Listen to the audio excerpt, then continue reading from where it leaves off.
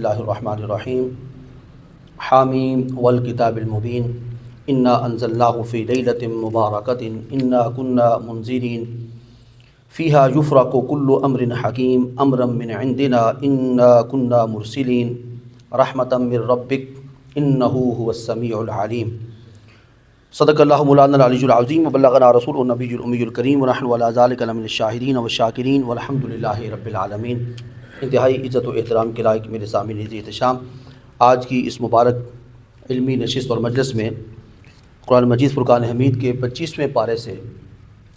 سورہ الدخان کی ابتدائی 6 آیات خطبے کے اندر اس آخر کو آپ کے سامنے تلاوت کرنے کا شرف حاصل ہوا۔ اسی کے اندر موجود مضامین اور مرادات اور معنی اور مفاہیم مفسرین کرام کی آراء کی روشنی کے اندر آپ کے سامنے بیان کرنے کی جسارت کرنا چاہتا ہوں۔ سب سے پہلے ان آیات مقدسہ کا سلیس سا سادہ سا اور اپنے علم کے مطابق جو میں سمجھ سکا اس کا ترجمہ آپ حضرات کی سماعتوں کی نظر کرنا چاہتا ہوں۔ غور سے توجہ سے سماعت فرمائیے گا۔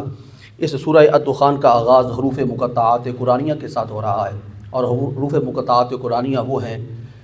کہ جن کے بارے میں مفسرین کرام کا یہ قول ہے کہ ان کے معنی اور مفہوم کو اللہ اور اللہ کے رسول کے علاوہ کوئی نہیں جانتا۔ یہ حروف ہیں، اور سورہ بقرہ شریف جو شروع ہو رہی ہے اس کے آغاز کے اندر بھی 3 حروف مقطعات قرآنیہ استعمال ہوئے، الف، لام اور میم۔ یہاں جو ابھی زیر نظر آیات مقدسہ میرے سامنے ہیں سورہ الدخان کی، اس کے آغاز میں بھی اللہ کریم نے حروف مقطعات قرآنیہ کا ذکر کیا ہے، اور وہ ہے حا میم۔ 2 حروف استعمال ہوئے، ایک حا اور ایک میم۔ کچھ اہل معرفت نے اور اہل ذوق نے اپنے کشفی اعتبار سے اور اپنے قلبی واردات کے اعتبار سے ان کے معانی کو بیان کرنے کی کوشش کی ہے، لیکن جمہور علماء اور جمہور مفسرین کرام کا یہی کہنا ہے کہ ان کی مراد کو یا اللہ جانتا ہے یا اللہ کا رسول جانتا ہے۔ اور بڑا خوبصورت جملہ لکھا ایک مفسر نے، وہ فرماتے ہیں ھذا سر بین اللہ و رسولہ، یہ اللہ اور اللہ کے رسول کے درمیان حروف مقطعات قرآنیہ راز ہیں، ان کا کسی کو معلوم نہیں کہ اس کا معنی کیا ہے۔ بہرکیف ایک مفسر نے چونکہ ان کے معانی کی طرف توجہ دی ہے، بلکہ اب تو کچھ کتابیں بھی مارکیٹ کے اندر موجود ہیں جو حروف مقطعات قرآنیہ کے معانی اور مرادات کو بیان کر رہی ہیں، تو ایک قول چونکہ میری نظر سے گزرا اور مجھے کچھ پسند بھی آیا، تو میں اپنے قارئین اور اپنے ناظرین اور اپنے سامعین کی نظر کرتا ہوں۔ وہ فرماتے ہیں حا سے مراد اللہ کا ایک اسم مبارک ہے جسے حی کہا جاتا ہے، حی، اور میم سے مراد قیوم ہے۔ اللہ کریم نے اپنے 2 اسماء مبارکہ کی طرف اس آیت مبارکہ میں اشارہ فرمایا ہے، یا حی و یا قیوم۔ ہر انسان کی زبان پر اللہ تعالیٰ کے یہ 2 اسماء مبارکہ رہتے ہیں، اور ان اسماء مبارکہ کی برکت یہ ہے کہ سلف صالحین فرمایا کرتے تھے کہ اگر کوئی بندہ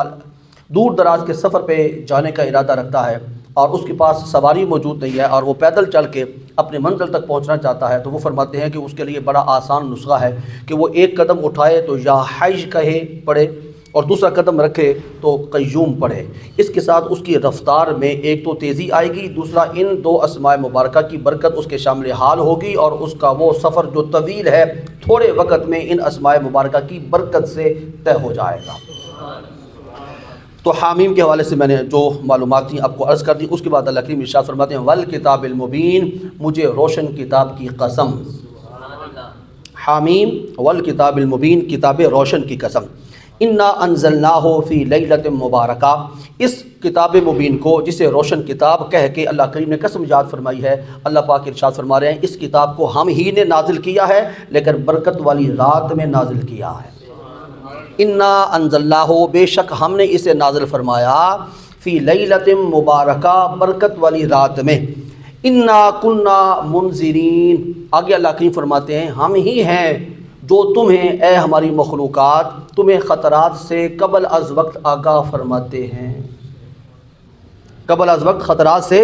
آگاہ فرماتے ہیں، ہم ہی ہیں جو تمہیں خطرات سے آگاہ کرتے ہیں۔ فیہا یفرق کل امر حکیم، اللہ کریم فرماتے ہیں یہ برکت والی رات، جس رات میں ہم نے اپنا صحیفہ انقلاب قرآن مجید فرقان حمید کو اتارا ہے، یہ ایسی رات ہے کہ جس رات میں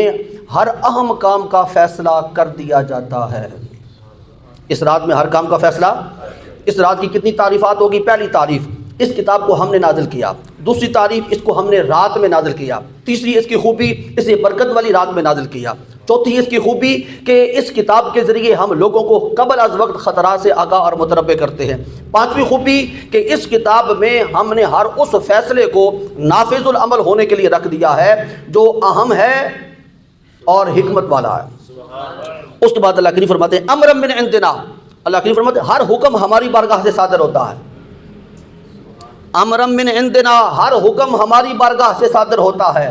کوئی کسی حکم کا مالک نہیں ہے، کوئی کسی اور حاکم کی طرف سے حکم نافذ نہیں ہوتا، ہر حکم ہماری مرضی سے ہماری بارگاہ سے صادر ہوتا ہے۔ انا کنا مرسلین، اور اللہ کریم اس کے بعد فرماتے ہیں ہم ہی ہیں جو کتاب کو بھی تمہاری طرف بھیجنے والے ہیں اور صاحب کتاب کو بھی تمہاری طرف بھیجنے والے ہیں۔ اور اس کے بعد اللہ کریم نے فرمایا رحمتا من ربک، ہم تمہاری طرف کتاب بھیجیں یا صاحب کتاب بھیجیں، یہ دونوں چیزیں ہماری تمہارے پروردگار کی طرف سے سراپا رحمت ہوں گی۔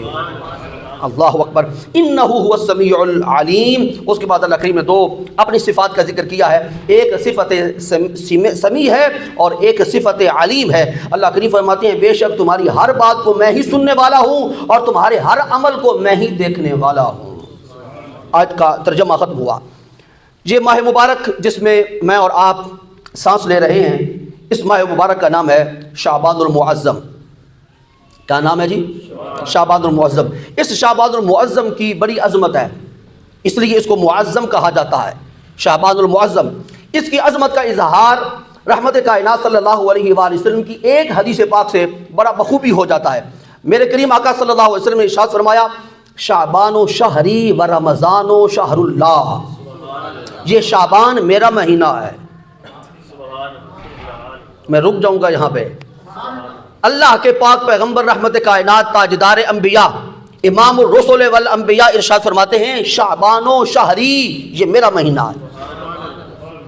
و رمضان و شہر اللہ، اور اس کے بعد آنے والا متصل مہینہ رمضان کا ہے، وہ اللہ کا مہینہ ہے۔ یا رسول اللہ آپ کی ولادت باسعادت و شعبان میں نہیں ہے، آپ تو دنیا کے اندر آپ کا نزول اجلال اور آپ کا ورود مسعود اور آپ کی آمد مبارکہ اور آپ کی ولادت باسعادت وہ تو ربیع الاول شریف کے اندر ہوئی، تو پھر آپ اس ماہ مبارک کو اپنا ماہ مبارک کیوں قرار دے رہے ہیں؟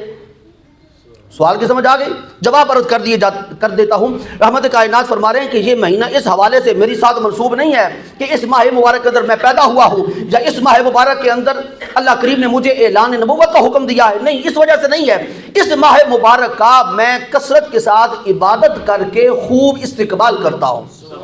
اور اس ماہ مبارک کے ایک ایک لمحے کی اندر موجود رحمتوں اور برکتوں کو سمیٹتا ہوں اور سمیٹ کر اپنی امت کے حوالے کرتا ہوں، اور اپنی امت کو بھی اس ماہ کے ایک ایک لمحے کی وقعت کا احساس دلاتا ہوں۔ اس حوالے سے یہ میرا مہینہ ہے۔ حضرت عائشہ صدیقہ رضی اللہ تعالیٰ عنہ ارشاد فرماتی ہیں کہ جو ہی شعبان المعظم کا ماہ مبارک اس کا چاند طلوع ہوتا اور چاند نظر آتا تو رسول کریم صلی اللہ علیہ وآلہ وسلم کثرت کے ساتھ عبادت میں مصروف ہو جاتے۔ کیا ہوتا جی؟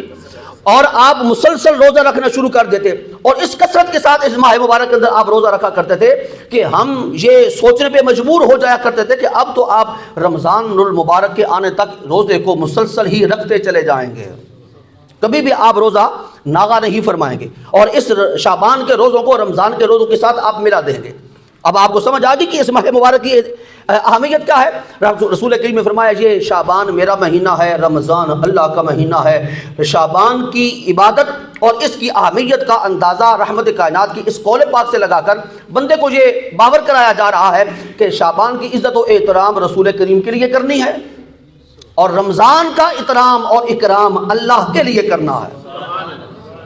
بس یہ آگے بڑھتے ہیں ہم حدیث پاک کی طرف۔ رسول کریم صلی اللہ علیہ وآلہ وسلم کی حدیث پاک بیان کرتے ہیں حضرت علی المرتضیٰ شیر خدا رضی اللہ تعالیٰ عنہ، راوی بڑا تکڑا ہے جی، ولیوں کے امام ہیں، ولیوں کے پیشوا ہیں، چوتھے خلیفہ پر حق ہیں، اور حضرت ابو بکر صدیق، عمر فاروق، عثمان غنی کے مشیر ہیں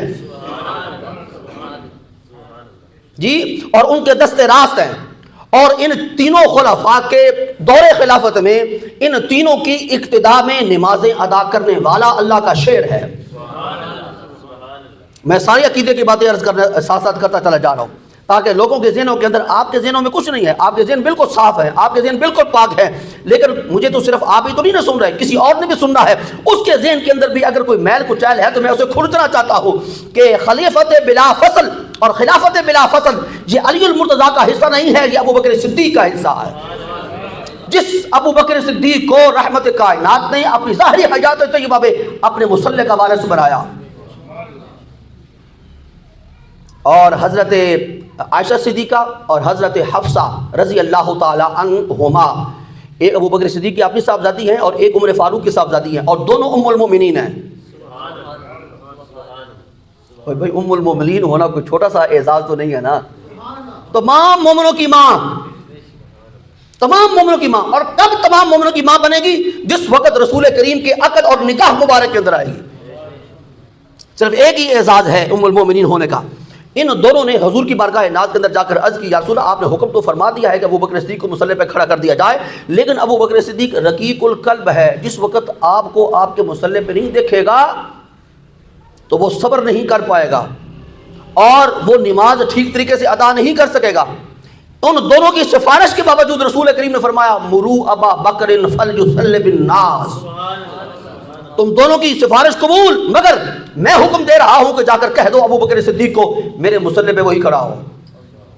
وہ مجھ سے میرے مصلی کو خالی دیکھ سکتا ہے یا نہیں دیکھ سکتا۔ میں آج اپنی حیات طیبہ میں ابو بکر صدیق کو اپنے مصلی پہ کھڑا کر کے اس کی خلافت بلا فصل پہ مہر نبوت ثبت کرنا چاہتا ہوں۔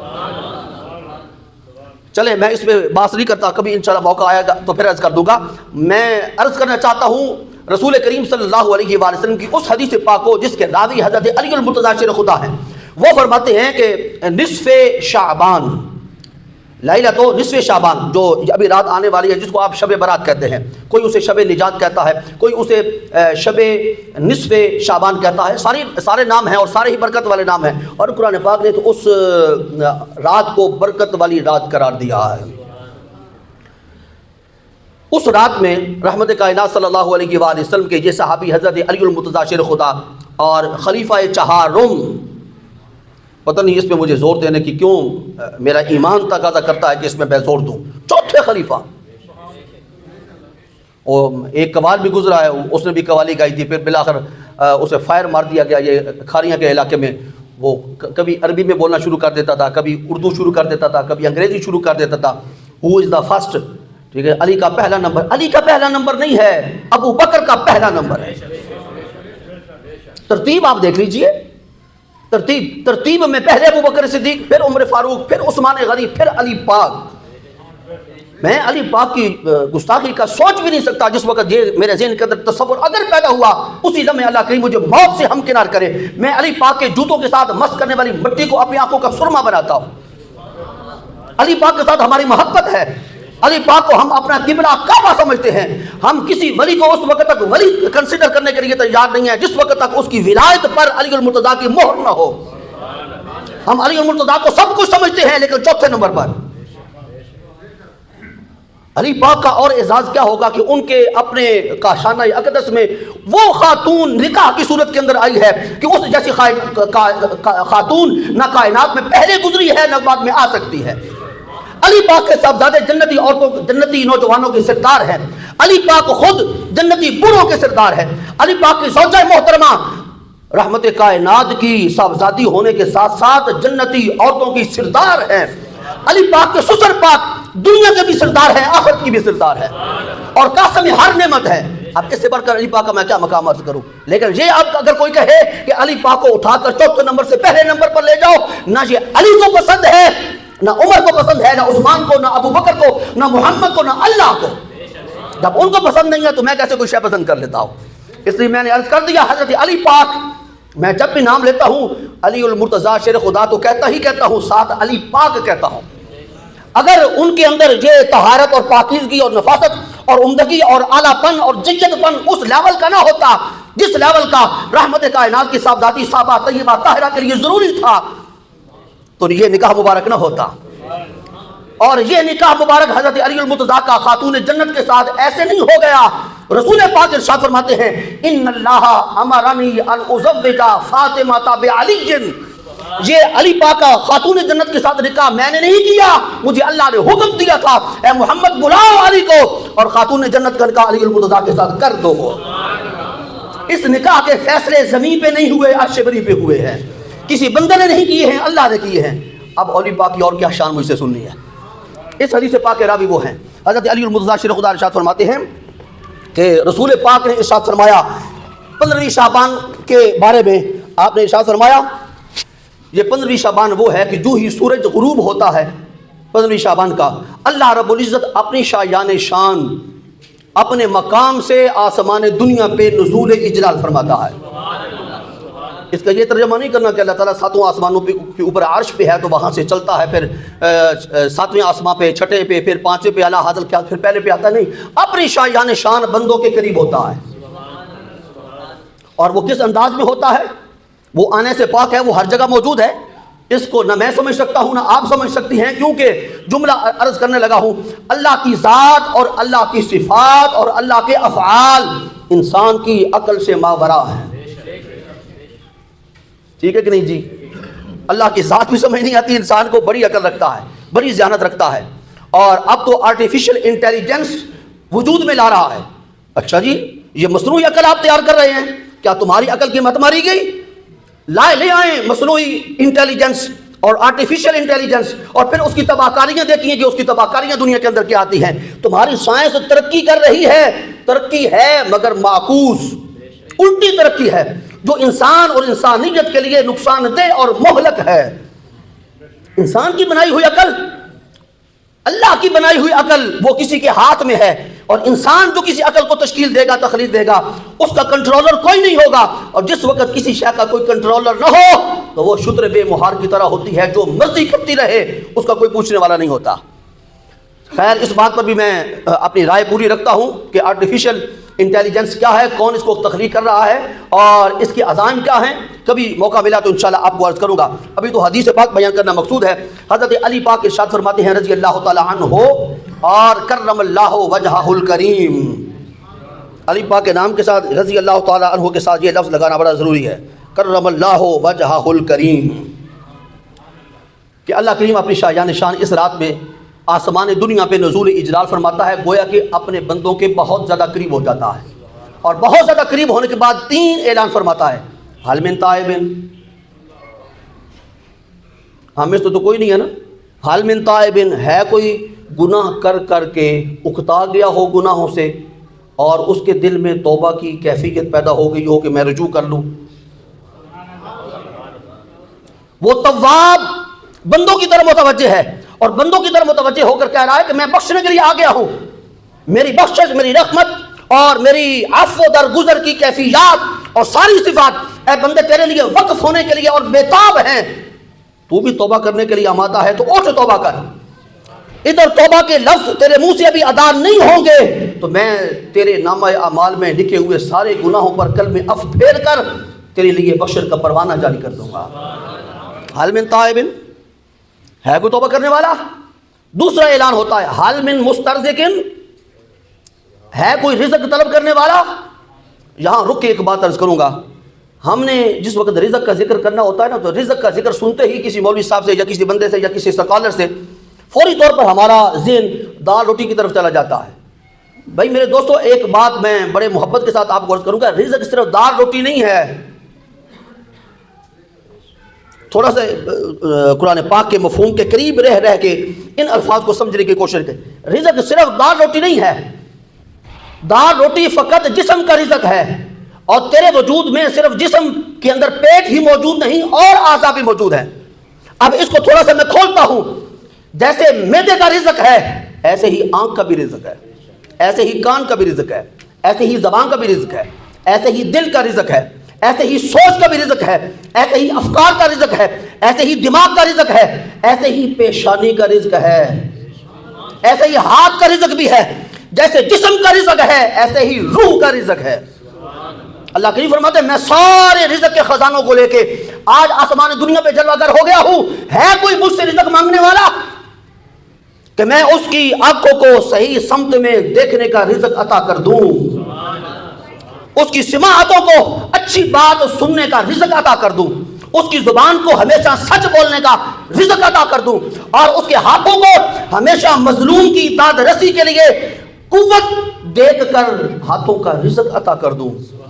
اس کے دل کو میں ذاکر بنا دوں، اس کی پیشانی کو اپنے سجدوں کی لذت عطا کر کے اسے سجدوں کا اور عبادت اور ریاضت اور مجاہدہ کا رزق عطا کر دوں۔ رزق صرف دال روٹی نہیں ہے، اللہ کریم فرماتے ہیں دال روٹی تو عطا کرنا میں نے اپنے ذمہ لے رکھا ہے، وَمَا مِن دَابَّةٍ فِي الْأَرْضِ إِلَّا عَلَى اللَّهِ رِزْقُهَا، اللہ کریم فرماتے ہیں زمین پر جو بھی چلنے والی مخلوق ہے اس کا ہر طرح کا رزق میں نے اپنے ذمہ پہ لے رکھا ہے۔ جب یہ ساری ذمہ داریاں اللہ کی ہیں تو پھر شب برات میں کون سا رزق تقسیم فرمانے کے لیے اللہ تشریف لاتے ہیں؟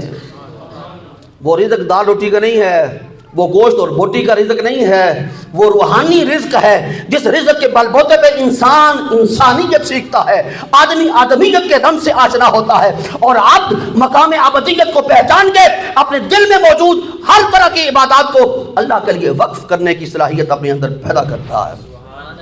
عالم مسترزقن، اس کے بعد تیسرا اعلان ہوتا ہے حال میں مبتلا ہے، کوئی آفت زدہ ہے، کوئی مصیبت میں مبتلا ہے، کوئی بیماری میں مبتلا، جسمانی بیماری ہو یا روحانی بیماری ہو یا ایمانی بیماری ہو یا عقیدے کی بیماری ہو۔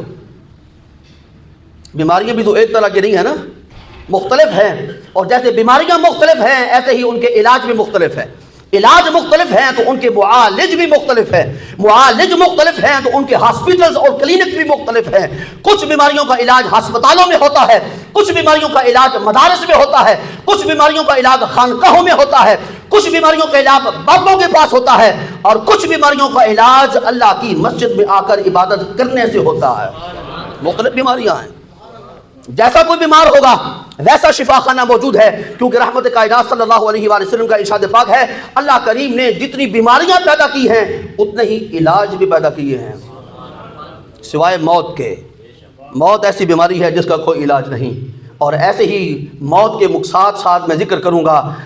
کفر اور شرک، یہ ایسی بیماریاں ہیں جن کا کوئی علاج نہیں سوائے ایمان کی دوائی کے۔ یہ تین اعلان ہوتے ہیں، پھر اعلانات کو گنوا دیتا ہوں۔ یہ رات آنے والی ہے، اس رات میں کرنا کیا ہے وہ بھی حدیث پاک بیان کرنے کے بعد پھر میں آپ سے رخصت ہونے لگا ہوں۔ یہ شعبان المعظم کی پٹاخے اٹھانے والی رات، لوگ جو عبادت کے لیے جا رہے ہیں ان کو تنگ کرنے والی رات، جو مسجدوں کے اندر سکون کے ساتھ عبادت کرنے کی خواہش رکھتے ہیں ان کے سکون کو تباہ و برباد کرنے کی رات، اور لوگوں کے ذہنوں کو مختلف الجھاؤں کے اندر الجھانے کی رات، نا یہ سکون کی رات ہے، یہ عبادت کی رات ہے، یہ ریاضت کی رات ہے، یہ مجاہدے کی رات ہے، یہ روٹھے ہوئے رب کو منانے کی رات ہے، یہ اللہ سے دور لوگوں کو عبادت کے ذریعے خود کو اللہ کے قریب کرنے کی رات ہے، یہ توبہ کی رات ہے، یہ ہر طرح رزق مانگنے کی رات ہے، یہ ہر طرح کی عافیت مانگنے کی رات ہے، یہ اپنا تعلق جو اللہ سے ٹوٹا ہوا ہے اس کے ساتھ اپنے تعلق کو مضبوط جوڑنے کی رات ہے۔ اور قسمت کے دھنی ہیں جو اس رات سے استفادہ کرتے ہیں، قسمت والے ہیں۔ اللہ اکبر۔ تو تین اعلان ہوتے ہیں، حال من تائبن، کوئی توبہ کرنے والا ہے، حال من مسترزقن ہے کوئی ہر قسم کا رزق مجھ سے طلب کرنے والا، حال من مبتلا ہے کوئی اذیت میں مبتلا جو عافیت کا طالب ہو۔ حضرت عائشہ صدیقہ بنت سیدنا صدیق اکبر ام المومنین، سب کہہ دیجیے رضی اللہ تعالی عنہا، کچھ زبانیں خاموش رہیں، بڑا پیارا لفظ ہے، آیت کریمہ ہے قرآن پاک کی، والسابقون الاولون من المہاجرین والانصار والذین اتبعوهم بإحسان رضی اللہ عنہم ورضوا عنہ وأعد لهم جنات تجری تحتها الانہار خالدین فیہا ابدا ذلک الفوز العظیم۔ تو رضی اللہ تعالیٰ عنہ کا لفظ قرآن پاک نے کئی مقامات پر ذکر کیا ہے، اگر آپ بھی ایک بار پھر میرے کہنے پہ قرآن پاک کے اس لفظ کو دہرا لیں گے تو صرف میں ہی خوش نہیں ہوگا، صدیق اکبر اور ان کی صاحبزادی صحابہ اور ان کے شوہر نامدار اور ان کا اللہ بھی خوش ہو جائے گا۔ حضرت ام المومنین عائشہ صدیقہ رضی اللہ تعالیٰ عنہ ارشاد فرماتی ہیں کہ 15ویں شعبان کو عشاء کی نماز ادا کرنے کے بعد میں سو گئی، کچھ وقت کے بعد میری آنکھ کھلی تو میں نے بستر پر رحمت کائنات کو استراحت فرما نہ دیکھا، آپ موجود نہیں تھے۔ میرے دل کے اندر خیال پیدا ہوا کہ شاید آپ کسی اور زوجہ محترمہ کے ہاں تشریف لے کے گئے ہیں۔ میں اپنے گھر سے اٹھی اور آپ کو تلاش کرنے لگی، لیکن راستوں کی مہک اور خوشبو نے میری رہنمائی کی اور میں سیدھی جنت البقیع میں پہنچی۔ مدینہ منورہ کو میں جن حضرات کو جانے کا اتفاق اور حاضری کا شرف نصیب ہوا ہے، انہیں معلوم ہے اگر ان کے پاس وہ نقشہ بھی ہو مدینہ پاک کا پرانا، مدینہ پاک میں جہاں رحمت کائنات کے مزار پر انوار ہے، جہاں آپ کا محل شریف ہے، اس کے بالکل باہر تمام ازواج مطہرات کے الگ الگ حجرات تھے، حجرات سارے بالکل پاس پاس تھے۔ حضرت عائشہ صدیقہ سے پوچھی آپ کے دل کے اندر خیال تو یہ پیدا ہوا کہ عین ممکن ہے سرکار کریم کسی زوجہ محترمہ کے حجرے میں تشریف لے کے گئے ہوں، تو جہاں حجرات ختم ہوتے ہیں اس سے کچھ فاصلے پہ جنت البقیع ہے، تو جنت البقیع پہ جانے کی بجائے حجرے میں سرکار کو تلاش کرتی۔ اب سمجھ نہیں آئی تو میں تو اسے بہتر انداز میں نہیں سمجھا سکتا۔ میں نے اپنے جملے کے اندر عرض کر دیا تھا کہ عائشہ صدیقہ جس وقت رسول کریم کے تلاش میں نکلیں تو راستے کی مہک اور خوشبو نے بتایا کہ وہ حجرات میں نہیں گئے، جنت البقیع میں تشریف لے گئے۔ راستے میں مہکتے تھے کہ نہیں بھائی، میرے اور تیرے آنے سے تو کوئی راستہ نہیں مہکتا، بدبو پھیلتی ہے پسینے کی۔ وہ جس راستے سے گزر جایا کرتے تھے راستے مہک کر بتایا کرتے تھے کہ ہماری آج تو چاندنی ہو گئی کہ رحمت کائنات نے قدوم میمنت لزوم لگا کر ہمیں بھی شرف یاب کیا ہے، مہک بار بنا دیا ہے۔ تو فرماتی ہے میں جنت البقیع میں پہنچی، میں نے وہاں جنت البقیع میں رحمت کائنات کو سر بسجود پایا، سر بسجود پایا۔ میں تیزی سے واپس پلٹی کہ میرا خیال غلط تھا، آپ تو اللہ کی عبادت کے لیے مصروف ہیں۔ لمحہ فکریہ کے طور پر ایک جملہ یہاں رک کے عرض کرنا چاہتا ہوں، یہ حجرہ پاک ہے رحمت کائنات کا، اس طرف مسجد نبوی ہے اور اس طرف جنت البقیع ہے، عبادت کے لیے مسجد میں جانا چاہیے یا قبرستان میں؟ مسجد میں۔ تو شب برات سرکار کریم مسجد میں کیوں نہیں تشریف لے کے؟ بند تھی، دروازے کو لاک کیا ہوا تھا انتظامیہ نے، جانے پہ پابندی تھی، قدغن لگا رکھی تھی کسی نے نہیں، تو پھر کیوں تشریف لے کے گئے؟ امت کو سبق دینے کے لیے کہ کوئی ایک وقت آئے گا جس وقت تم اپنے بڑوں کو قبرستانوں کے اندر مدفون کر کے چلے جاؤ گے اور ان کے اوپر منو مٹی ڈال دو گے، ایک فکر تمہیں دی جائے گی کہ قبرستانوں کے اندر جانا حرام اور منع ہے، میں 15ویں شعبان کو قبرستان میں جا کر اپنے سنت کے ساتھ ثابت کروں گا کہ قبرستانوں کے اندر جانا حرام نہیں ہے، سنت مصطفیٰ ہے۔ حرام ہے؟ مسجد میں نمازیں پڑھی جاتی ہیں یا قبرستانوں میں جا کر نمازیں پڑھی جاتی ہیں؟ رسول کریم کا مزاج سمجھ آیا؟ اللہ اکبر۔ ہم حدیث کو بیان کر کے ایسے آگے نہیں بڑھ جاتے، جہاں ضروری ہوتا ہے وہاں کوئی انجیکٹ ضرور کرتے ہیں تاکہ عقیدے کی درستگی ہو اور قبرستانوں پہ جانا حرام نہ قرار دیا جائے۔ اگر اسی بات پر مجھے کہیں گے تو میں اور بھی حوالہ جات پیش کر سکتا ہوں کہ ہر سال رحمت کائنات صلی اللہ علیہ وآلہ وسلم مزارات احد پر تشریف لے جایا کرتے تھے اور وہاں جا کر ممبر بچھوا کر ہر دفعہ رحمت کائنات خطبہ ارشاد فرمایا کرتے تھے۔ صحیح روایات سے ثابت ہے۔ اللہ جایا کرو اپنے بزرگوں کی مزارات پہ، لیکن شرک کرنے کے لیے نہیں، شاہ دولت صاحب کے مزار پہ بت چڑھانے کے لیے نہیں، کسی مزار پہ جا کے دھاکے باندھنے کے لیے نہیں، مزارات کے نام پہ نظر و نیاز کے لیے نہیں، مزار صاحب مزار سے ہاتھ اٹھا کر مانگنے کے لیے نہیں، یہ سب شرک ہیں۔ مانگنا ہے تو اللہ سے، نظر مانگنی ہے تو اللہ کے لیے۔ ہم مزارات سے نہیں مانگتے، وہ مزار والا اندر بیٹھا ہوا ہے، اندر وہ ہے، ہم اس سے کیسے مانگیں؟ مانگنے کے لیے اس کا دروازہ تو کھلا ہوا ہے، وہ فرماتا ہے مانگو میں عطا کرنے کے لیے تیار ہوں۔ ادعونی استجب لکم، جو تم مانگو گے تمہارے حق میں اگر بہتر ہوا تو ایک لمحہ نہیں لگائے گا، تیرے ہاتھ ابھی تک چہرے پہ نہیں پھرے ہوئے ہوں گے، تیری دعا کو میں قبول کر لوں گا۔ تو عائشہ صدیقہ فرماتی ہے میں دوڑ کر واپس آئی، میرا سانس پھولا ہوا تھا، تھوڑی دیر کے بعد رحمت کائنات تشریف لائے، ابھی تک میرا سانس پھولا ہوا تھا۔ آپ نے پوچھا عائشہ کیا ہوا؟ میں نے خاموشی اختیار کی۔ رسول کریم نے فرمایا اے عائشہ کیا تو یہ سمجھتی ہے کہ اللہ اور اللہ کا رسول تیرے ساتھ زیادتی کرے گا؟ اللہ نے کدھر زیادتی کرنی تھی؟ کیوں شامل کیا گیا ساتھ؟ فرمایا ہم دو نہیں ہیں، ہم دو نہیں ہیں، ہماری رضا بھی ایک، ہماری مرضی بھی ایک، ہماری اطاعت بھی ایک اور ہماری اتباع بھی ایک، ہمارا کلمہ بھی ایک اور ہمارا کسی کے ساتھ حسن عمل کرنا بھی، یہ دو حسن عمل نہیں ہیں، ایک ہی حسن عمل ہے۔ رحمت کائنات نے عائشہ صدیقہ فرماتی ہے میرے دل کی بات بوجھ دی کہ میں نے سوچا تھا کہ آپ کسی اور زوجہ محترمہ کے پاس تشریف لے کے گئے ہوں گے۔ فرمایا تو یہ سوچ رہی ہے کہ میں کسی اور زوجہ کے پاس تیری باری میں جاؤں گا اور تیری باری میں اللہ کی اجازت کے بغیر کسی اور کے پاس جانا یوں ہی ہے جیسے اللہ بھی تیرے ساتھ زیادتی کرنے کا ارادہ فرماتا ہے اور میں بھی کرنا چاہتا ہوں۔ اور اس کے بعد آپ نے فرمایا کہ میں سو رہا تھا، جبریل امین میرے پاس آئے اور انہوں نے کہا یا رسول اللہ آج کی رات وہ رات ہے 15 شعبان، آج کی رات وہ رات ہے کہ آج کی رات میں آپ کی امت کے جہنمیوں کو اللہ کریم بنو کلب کی بکریوں کے بالوں کے برابر جنت عطا فرمانا چاہتا ہے۔ میں تو اپنی امت کے گناہ گاروں کے لیے جنت کا سودا کرنے گیا تھا۔ جملہ سن لیا جی، میں تو اپنی امت کے گناہ گاروں کی بخشش کے لیے، مغفرت کے لیے، جنت عطا کرنے کے لیے، جہنم سے نکالنے کے لیے، اللہ سے سودا کرنے کے لیے گیا تھا۔ یا رسول اللہ اس سودے کی قیمت کیا عطا کی؟ فرمایا ایک سجدہ۔